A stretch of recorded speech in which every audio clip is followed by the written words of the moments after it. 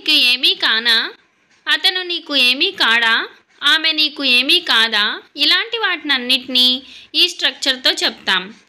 నేను నీకు ఏమీ కానా, దీన్ని యామ్ ఐ వచ్చింది కాబట్టి యామ్ వస్తుంది, క్వశ్చన్ అన్నమాట.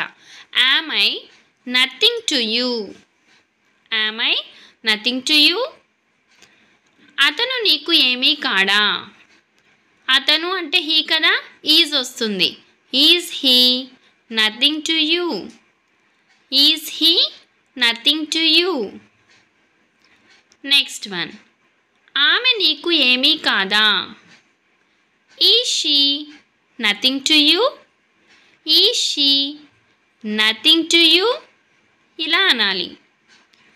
నెక్స్ట్ వన్, వారు నీకు ఏమీ కారా, వారు అంటే దే కదా, ఆర్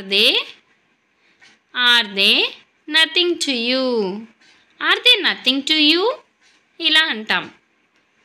నువ్వు నాకు ఏమీ కావు, ఇది క్వశ్చన్ కాదు, మామూలుగా చెప్తున్నా. You are nothing to me, you are nothing to me. Finally అతను నాకు ఏమీ కాడు అనేదాన్ని ఇంగ్లీష్లో ఏమంటారో కమెంట్ సెక్షన్లో కమెంట్ చేయండి. వీడియో నచ్చితే లైక్ చేయండి, షేర్ చేయండి, సబ్స్క్రైబ్ చేసుకోండి. Thank you.